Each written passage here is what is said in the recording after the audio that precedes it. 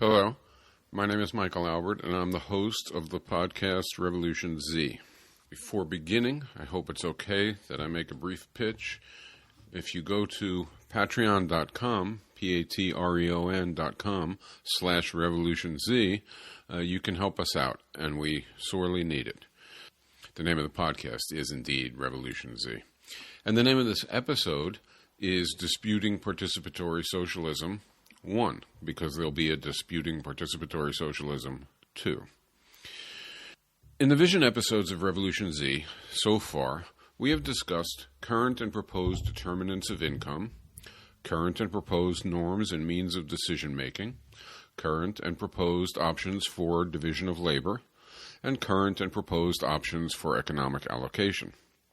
That is, starting with some preferred values for economic and social life, we have evaluated 4 familiar features of existing economies, and we have proposed 4 different core or defining features for the same aspects of a proposed new economy. These new 4 features are: first, you get income for the duration, intensity, and onerousness of your socially valued work, and you don't get income for your property, power, or output. In other words, you get income for how long you work, for how hard you work, and for the harshness or onerousness of the conditions under which you work, as long as you're doing socially valued work. Second, you get self-managed decision-making, say, in proportion to the degree you're affected. This happens by way of worker and consumer councils. You aren't autocratically controlled by owners and or coordinators. In other words, for all decisions, you participate and you have an influence or a say that depends upon the effect of the decision on you. If it's more, you have more say. If it's less, you have less say. This affects how things are deliberated and how things are decided. It's called self-management.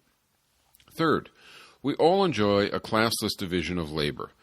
This is based on job complexes balanced for empowerment effects, and we aren't slotted into a corporate division of labor in which 20% monopolize empowering tasks and 80% are left with disempowering tasks. In other words, we each have a job. Each of our jobs has a bunch of tasks in it. That selection of tasks is chosen so that each of our jobs, while different from one another, has a comparable empowerment effect on us. It comparably gives us skills and contacts and knowledge of our circumstances and of the workplace. It prepares us all to participate. This is instead of our jobs being designed in a way that 20% of them have almost entirely empowering tasks, and 80% of them have almost entirely disempowering tasks, so that 20% of the workforce is able to dominate 80% of the workforce. And fourth, finally, for allocation, we have participatory planning by workers and consumers' councils in place of markets and or central planning. In other words, workers and consumers organized into councils where they are, perhaps a neighborhood, perhaps a workplace, and federated into networks of councils in their neighborhoods or in their industry, and then through the whole society, make decisions via a negotiation between all those actors over what goes in and what comes out of each workplace. This replaces markets where competitive behavior, competing for profits and for market share, is what drives the show, and or central planning, in which basically central planners drive the show, making decisions that others follow. Having proposed these 4 new features, we have also claimed that they can together compose a new type of participatory economy, one that is classless, worthy, and viable. With these features, there is no capitalist class that lords it over everyone, because there is no private property. There is no pursuit of profit. There is nobody to get profits.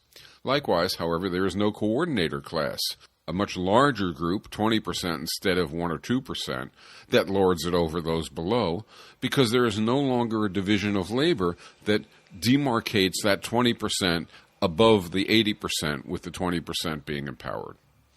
In other words, there are only participants in economic life, with no division of them into contending, much less ruling and ruled classes. The background logic of all this is that we know for sure that any economy must arrive at decisions in some fashion. Any economy must have a division of labor to carry out work. Any economy must determine income for each and all according to some norms. And any economy must allocate labor, goods, and resources to various uses via some method. That's just a given. We also know for sure that in any economy, ways of accomplishing these four economic functions will directly affect who does what, who gets what will be produced, consumed, and invested. And derivatively, it will affect the impact of all that on people's material well-being, on people's ties to one another, on the range of options people can choose among, on people's degree of dignity and of personal influence, and much else.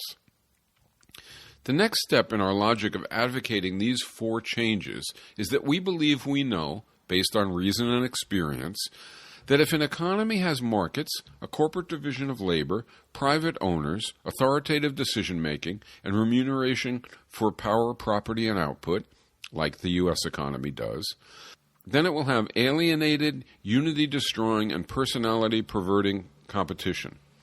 It will have ego-demolishing and identity-constraining class rule. It will have hostility-breeding, option-curtailing, harsh inequality and poverty. It will have extinction-threatening and extreme ecological unsustainability. And it will have rampant, soul-crucifying social and work relations, as well as much else that is contrary to people's human well-being and development, much as the U.S. does.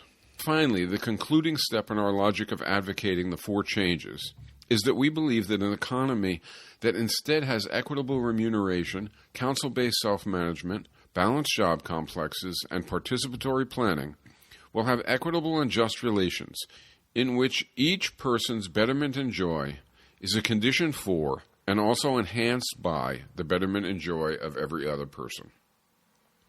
In contrast, we have to admit, a person who instead believes that some people are born to be and to appreciate being incredibly rich, while other people are born to be and to accept being incredibly poor, will opt for remuneration for property, power, or output.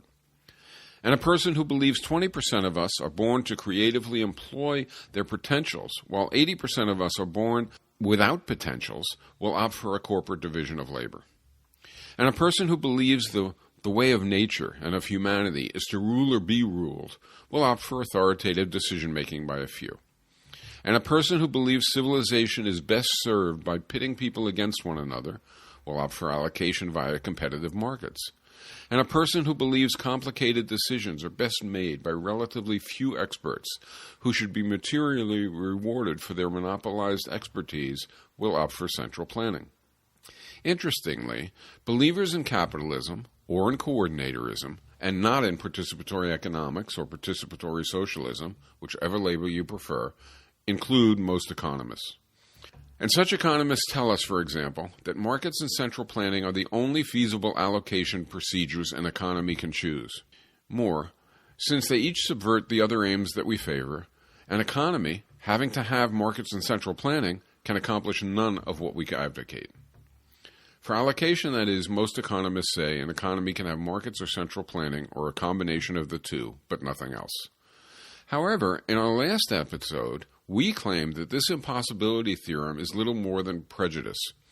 We all too briefly described how consumers and producers organized in councils, having balanced jobs, and getting equitable incomes, could participate in determining their joint endeavors without central planning and without markets, but instead via cooperative negotiation.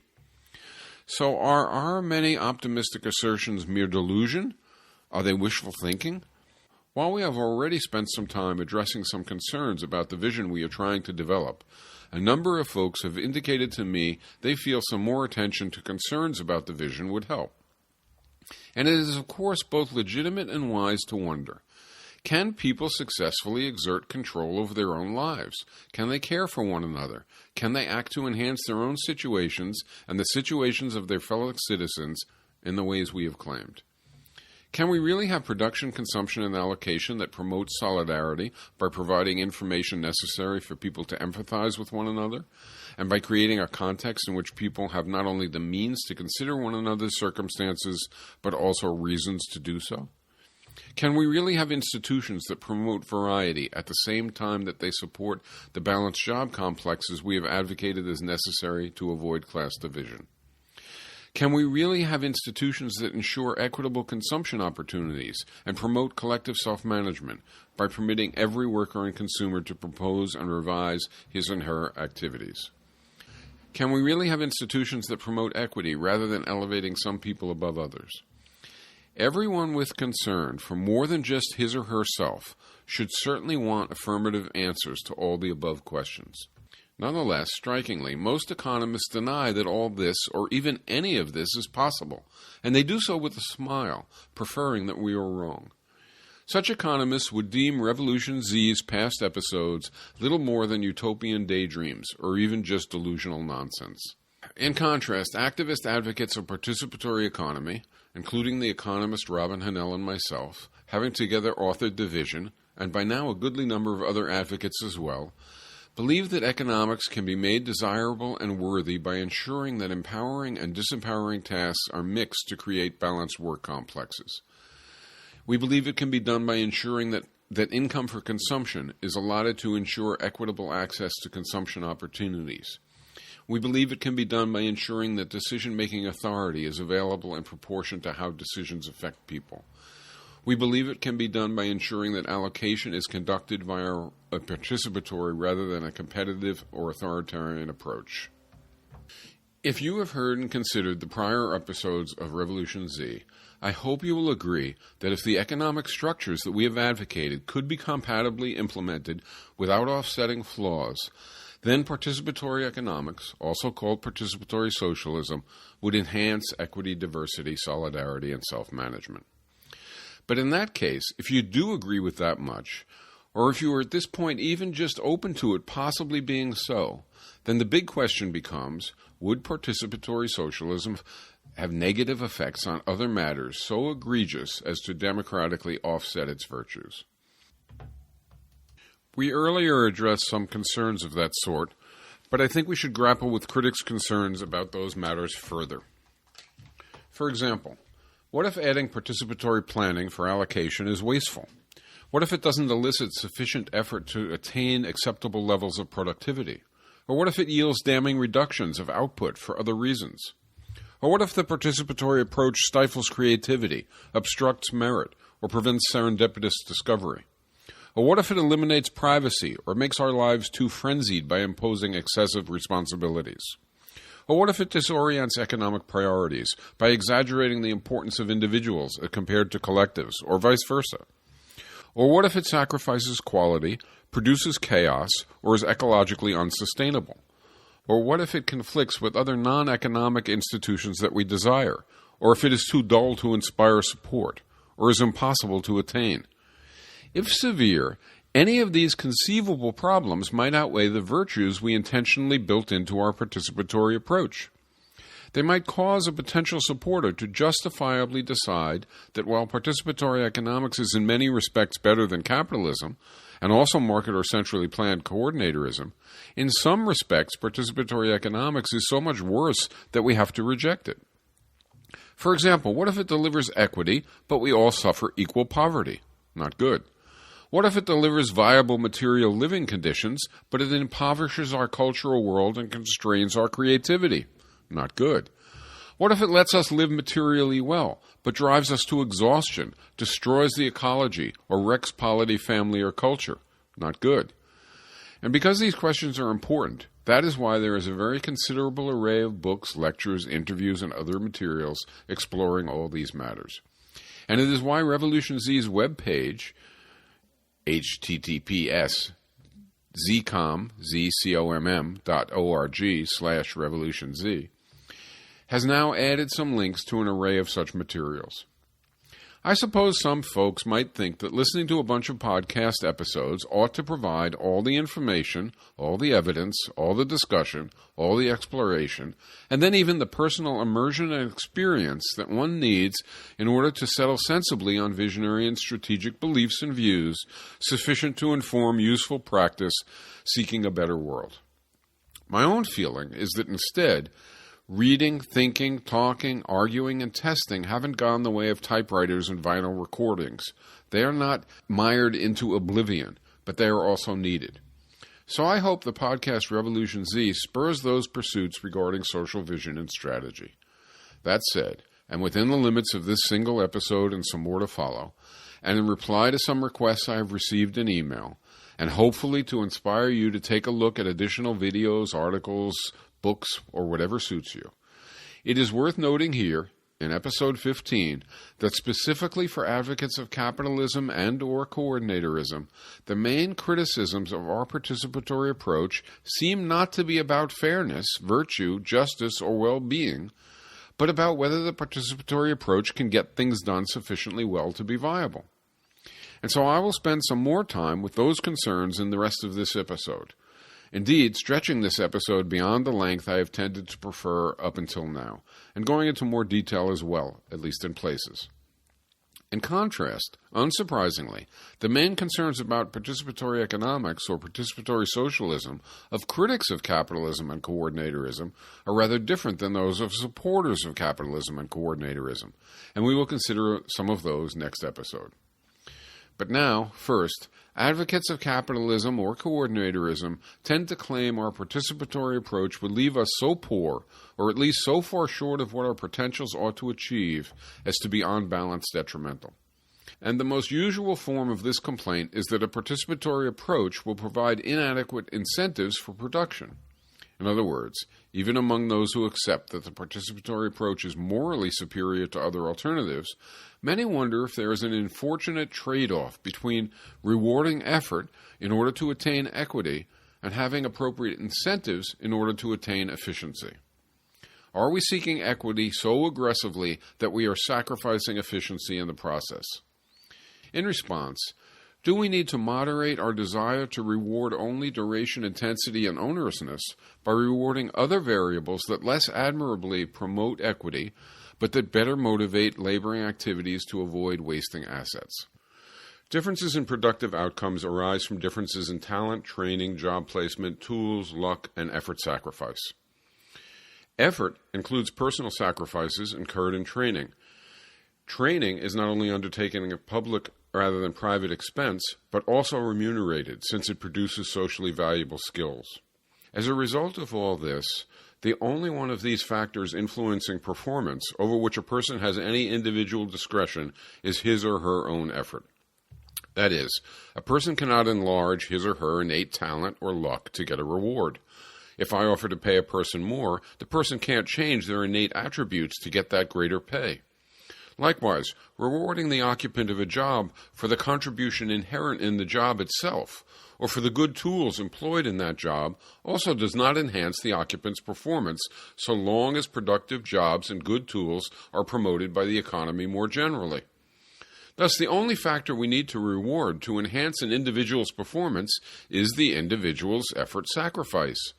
A person can work longer, harder, or endure worse conditions for higher pay, but a person can't become lucky or have different genetic endowment to do so for higher pay. This claim turns common wisdom on its head. Not only is rewarding only effort and sacrifice consistent with efficiency, assuming appropriate accompanying methods exist to elicit good allocation of energies and tools, but rewarding individuals for either talent, skills incurred at public expense, job placement, or tools has no positive incentive effects. These rewards are literally wasted. We cannot personally change our genetic endowment because someone offers us a salary incentive for our output, nor can we personally change our luck or the quality of our workmates or of the tools available. So we might wonder, why might one sincerely believe that seeking equity by rewarding only duration, intensity, and onerousness of socially valued labor conflicts with attaining efficiency and productivity? 3 reasons typically arise. First, if consumption opportunities are equal, other than for differences in effort expended, one might think people will have no reason to work up to their full talents or capabilities. If I have an inborn talent, I won't have reason to use it if I don't get rewarded extra for doing so.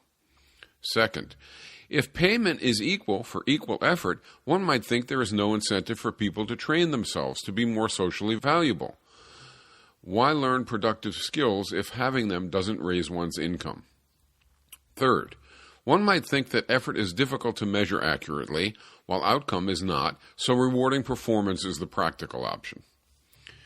Responding to reason 1, in situations where solidarity or pride in one's work is insufficient to elicit effort without reward, and where greater consumption opportunities are the only effective rewards, then it is true that awarding Equal consumption opportunities to those exerting unequal effort will be inefficient.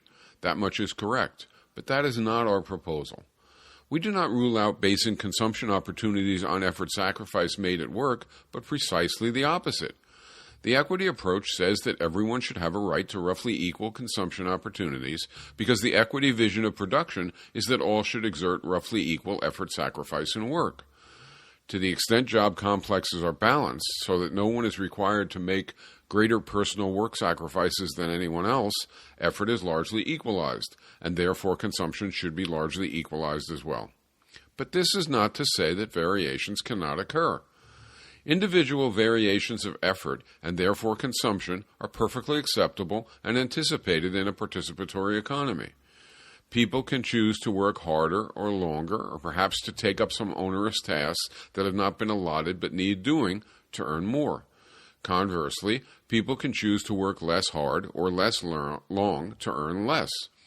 In short, people can work less and consume less, or can work more and consume more, in each case in proportion to the effort sacrifice involved. But if there is no sky to reach for, one may ask, if there is no vast advantage in consumption opportunities to be sought and won, will people lift their arms to work at all? In other words, a critic might urge, it is one thing to say that it is morally proper to remunerate only effort sacrifice. It is another to say that doing so will elicit enough effort to yield efficient productivity. In a society that makes every attempt to deprecate the esteem that derives from anything other than conspicuous consumption, we shouldn't be surprised that many people feel we need great income differentials to induce effort. We will work only for conspicuous consumption, the story says. But to assume that only getting disproportionate consumption opportunities can motivate people because under capitalism we have strained to make this so is not only unwarranted, it is self-deceptive. In the first place, very few people attain conspicuous consumption in modern capitalist societies. How many people do you know with a yacht or mansion? And those that do attain conspicuous consumption are not, for the most part, among the hardest working in the level of effort sacrifice expended. Normal working people currently work hard in order to live at a modest level of income, not to consume conspicuously. People can therefore obviously be moved to exert effort and to endure sacrifice, even sacrifices greater than they ought to have to put up with, for reasons other than a desire for immense personal wealth. Family members, for example, make sacrifices for one another without the slightest thought of material gain. Patriots died to defend their country's sovereignty.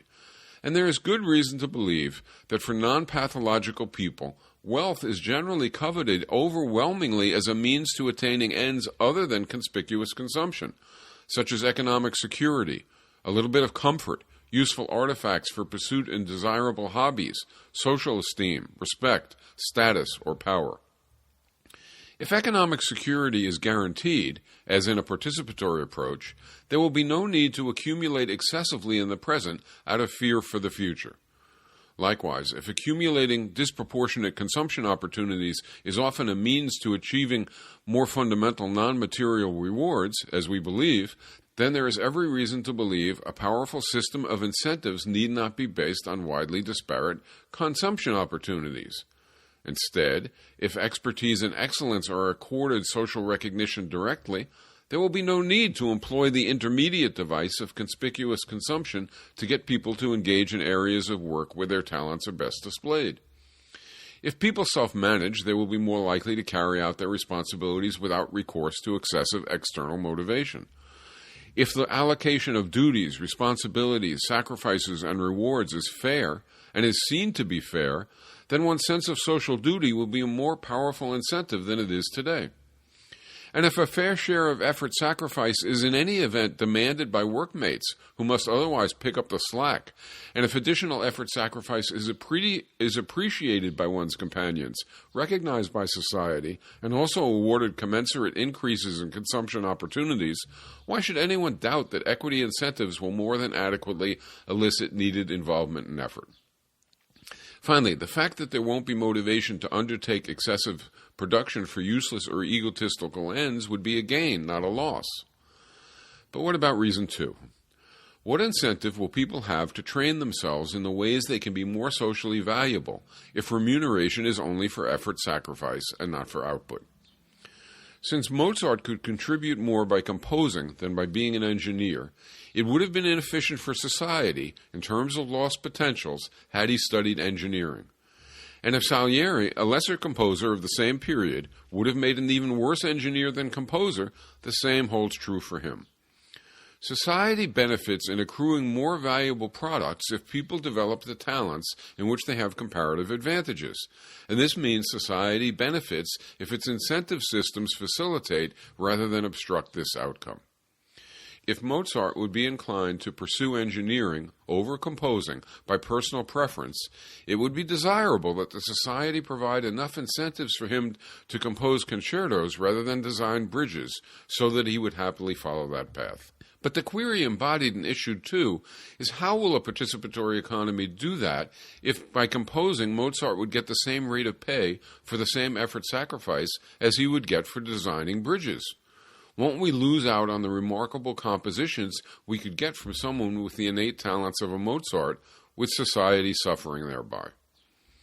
First, there is good reason to believe that people generally prefer to train in areas where they have more talent and inclination rather than less, unless there is a very powerful incentive to do otherwise. Does anyone truly think that offered the same pay for using a lathe or a piano, Mozart would choose the lathe, unless someone threatened convincingly to make his life utterly miserable were he to opt for the piano? In other words, in most instances, incentives are not even needed to get people to utilize their greater talents. We just have to avoid disincentives, and there are no such disincentives in a participatory economy. Those who could become wonderful composers, playwrights, musicians, and actors, or dentists, doctors, engineers, or scientists, or what have you as part of their balanced work, will not pursue other avenues in which they are less apt to excel in pursuit of greater material reward, because there is no greater material reward elsewhere. Nor will people in a participatory economy shun training that requires greater personal sacrifice, since the training will itself be fully compensated. And for those cases where a little extra benefit of some sort would be needed to propel a person into his or her most productive pursuits, a participatory economy increases direct social recognition of excellence as compared to other economies. In a participatory economy, indeed, the best, and in some sense the only way to earn social esteem related to one's economic activity is to make notable contributions to others' well-being through one's efforts. Since working in accord with one's talents can best do this, there are powerful incentives to develop innate talents. The only thing a participatory approach prohibits is paying ransoms to superstars. Instead, it employs direct social recognition and thereby avoids violations of our deeply held values. Will some prospective Mozart or Einstein, knowing their potential, opt to become an engineer or a violinist rather than a composer or a physicist? It could happen, though it seems unlikely. But would this happen more frequently than in class-divided economic systems, which squash most people's talents due to imposing on people harsh poverty and robbing them of dignity and confidence? Of course not.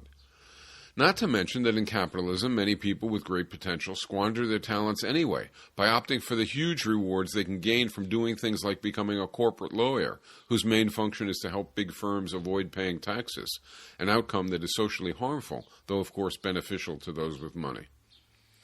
What about reason 3? The difficulty of measuring effort as compared to performance.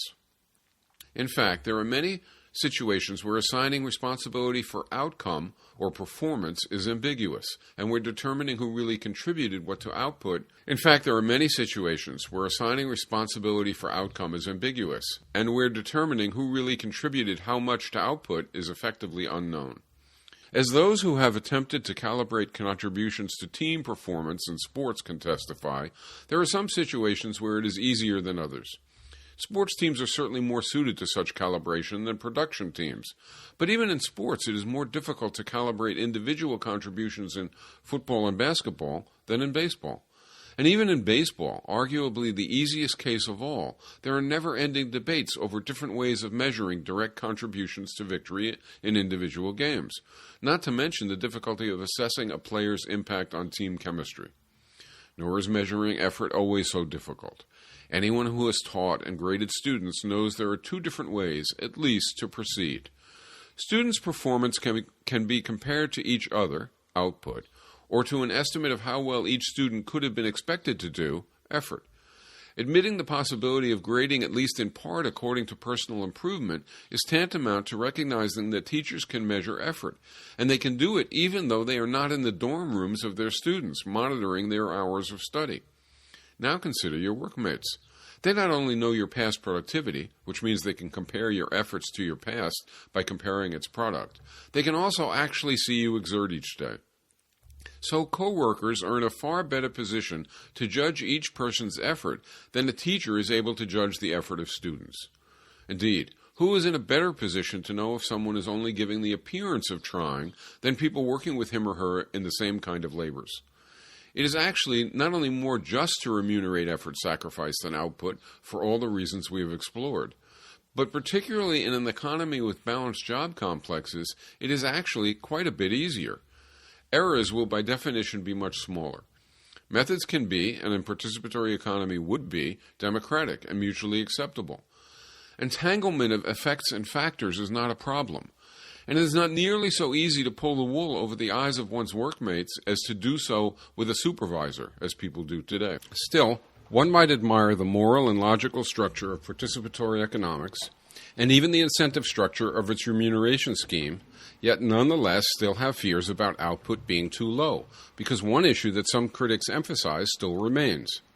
Will a participatory approach lead to steadily declining output, or even to stagnation and decay, due to people choosing to work too few hours? The concern is not as odd as it might seem. With a participatory approach, it is true that people self-consciously decide the labor-leisure trade-off, and do so free from compulsion. They decide how long they want to work, how much leisure they want. That is, in each new planning period, each person has two priority decisions. 1. How much overall do they want to consume? 2. How much overall do they want to work?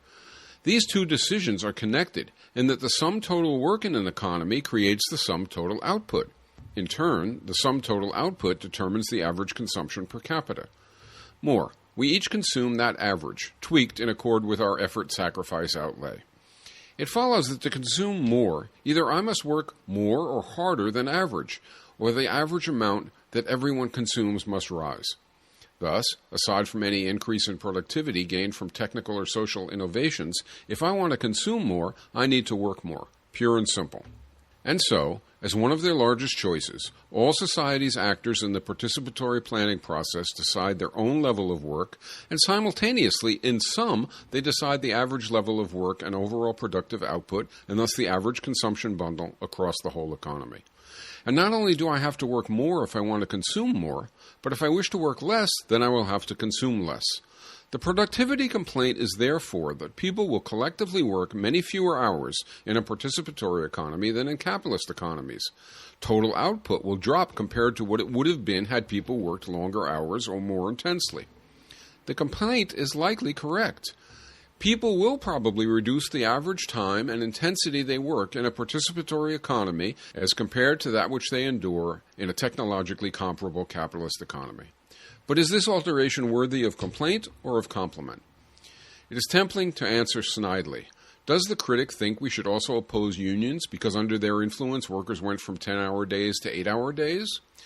Does the critic think we should look back on the 12-hour day sweatshops of the early Industrial Revolution era as a near utopia? But even setting aside that kind of easy reply, the sense in which the purported complaint is instead a compliment ought to be clear enough. The complaint highlights that a participatory economy is more democratic than existing economies. In a market system, more work is continually compelled even if literally everyone would prefer to slow down. Competition demands that each workplace maximize profits, but profits go up when employees work longer and more intensely. Owners and managers therefore seek to compel, cajole, entice, or otherwise generate longer and more intense work by their employees. And they even endure similar pressures themselves, even if their personal preferences run in the opposite direction. Juliet Schor, in her book on work and leisure in America, provides an instructive indicator. Considering the U.S. from the period after World War II, what was called the Golden Age of capitalism, to the end of the 20th century, Shore notes that per capita output approximately doubled. She points out that an important decision should have been made in conjunction with that increase in productive capability. That is, we should have decided if we wanted to maintain or even expand the work week to enjoy the much bigger social product that increased productivity made possible. Or should we retain the per capita output level of the 1950s, using the increase in productivity per hour not to get more stuff, but to reduce the work week by establishing a schedule of working 1 week on and 1 week off, or working just 2.5 days a week, with no reduction in overall output per person? You do not have to decide which option you prefer to realize that in fact no such democratic decision ever took place, because the issue never even arose. Markets instead ensured that work pace and workload climbed as high as they could without causing the system to reach a breaking point. The market itself, and not a conscious collective and free choice, yielded the outcome. So the sense in which the complaint about participatory socialism citizens making a work-leisure choice that diminishes output is a compliment is that in the transition from markets to participatory planning, we recapture conscious social control over determining what labor-leisure trade-off we prefer. We no longer have market competition imposing on us its very debilitating outcome. But still, what then is the complaint part of the observation? Presumably, it is that humanity will make this labor-leisure trade-off choice stupidly. In other words, given the participatory economy permits us to choose between labor and leisure, we will opt to work so little that the fall in output will be horribly damaging to the economy as a whole. Either we will not produce enough to have pleasurable lives now, and will not realize that we can rectify that by working more, or more subtly, while we may ourselves do fine in the short run, future generations will suffer dramatically compared to what might have been with more labor expended on our part today. The first half of the logic is not worth serious discussion. It says that given the democratic choice between labor and leisure, we will conduct ourselves so moronically that we will starve our stomachs on behalf of our time off, making ourselves suffer more from the hunger than we benefit from the leisure. We need to be compelled, this argument believes, by some outside agency to work sufficiently to have even the level of short-term consumption that we ourselves desire in order to be presently fulfilled. Even without noting the change in quality of work time and circumstance that a participatory economy brings, and thus the improvement in work rather than its further debasement, as well as the improved relevance of output to human well-being and development as compared to enhancing firstly profit for the few as under capitalism, this humans are idiots logic cannot be at the root of a serious productivity complaint. But the second half of the logic is arguably more disturbing. Consider ancient Egypt, that is, around 4000 BC or so. At its outset, Egyptian society was remarkable in many respects relative to others at the time, but over a period of roughly 4,000 years it was overwhelmingly stagnant. Life was essentially the same for each new generation as in the past, with little application of human insight to creating new conditions better than those enjoyed by one's parents, or grandparents, or even great-great, and repeat that word great 100 times, grandparents. The lack of change in ancient Egypt is literally mind-numbing in its scale. For a comparison, in 1900, the average life expectancy in the U.S. was approximately 45, and in 2000, it was 75, and we had gone from just a few people having barely functional telephones to omnipresent high-tech labor-saving and sensory-enhancing tools throughout society. Of course, the lack of change in Egypt had nothing to do with a labor-leisure trade-off, since most people worked horribly long proportions of their bitterly short lives. But it does show at least the possibility of the condition of large-scale and enduring stagnation that participatory economies critics say they fear. That is, the complaint's supposed dreaded condition, stagnation, is not impossible in real historical situations. In fact, it existed for most of human history, so we must take seriously the accusation that stagnation could arise again with transition to a participatory economy. So would a participatory economy be stagnant or not? The complaint assumes that without the compulsion of competition to propel productivity, humanity will fail to recognize the benefits of increasing output, seeing only the debits of increased workloads. This is an assumption, and a poor one at that. First, work is part of what makes us fulfilled humans. We work not only to meet immediate ends, but also to express potentials and to open new future opportunities. Also, in a participatory economy, there will be people whose work is to focus on innovation via investment. Those folks will not earn if they do not work, with responsibilities that would include clarifying the benefits of innovations to society to induce willingness among people to undertake them. Most people under capitalism hate their jobs, and with good reason. But some auto workers who hate their jobs enjoy working on their own cars after hours. Some people with deadening careers serve in the local volunteer fire department. People don't mind work per se. It gives life meaning. What they hate is alienated labor. And jobs in a participatory economy are designed precisely to minimize the alienation of labor and to maximize creative and empowering work. Moreover, do parents not understand that the lives of their children will be improved by contemporary investments, and will they not therefore allot some of their energies to improving future prospects? Consider how parents now choose to spend their meager incomes as between their own pleasures and those of their children. Is it remotely plausible that with the improved conditions of work, improved dignity at work, improved quality of life from the products of work being justly distributed, and greatly enhanced educational opportunities turning us all into confident agents and decision-makers, that we should then decide not only to work less, which is reasonable enough, but year in and year out to work so much less that we and our children will suffer because of the choice? Is this a serious prospect at all, much less one that should cause us to doubt the desirability of replacing markets with participatory planning as a means to increase equity, solidarity, diversity, and in particular self-management? Everyone has to decide this for themselves, of course, but consider Shor's example mentioned earlier. Suppose in 1955 the U.S. had adopted a participatory economy. What would have been the impact on total volume of work and output, and derivatively on progress, even if we ignore other benefits? The quality of work for 80% of the workforce would have improved greatly. Waste production of all kinds would have diminished and disappeared. Needless and excessive production would have disappeared as well. Innovations would have aimed at bettering the quality of work and consumption, not maximizing profit. And then there would have been the reductions in military, advertising, and luxury expenditures, and the gains in education and talent in turn made available for scientific, engineering, artistic, aesthetic, and other advances. So let's call the total output in 1955 Y. What would have happened in the years after World War II if we assume a participatory rather than a capitalist economy? Productivity per person would have doubled in our hypothetical example, though in reality it would do much better because of increased creativity and talent devoted to the issue, and also because instead of innovation aiming at profit, it would aim directly at fulfillment. As well, there would have been more public goods, of course. Less output would need to have been devoted to cleaning up pollution and curing socially caused diseases and to managing resistant workers, because all these adverse features would have been diminished or eliminated. Less output would have gone into advertising to sell goods for reasons that have nothing to do with benefiting those who buy them, because there would no longer have been any interest in doing that. Less output would have gone to projecting military power and to providing luxuries to the rich and to incarcerating the poor for similar reasons. This would all have occurred, in other words, because there would have been less pollution, since we would have assigned proper values to external effects.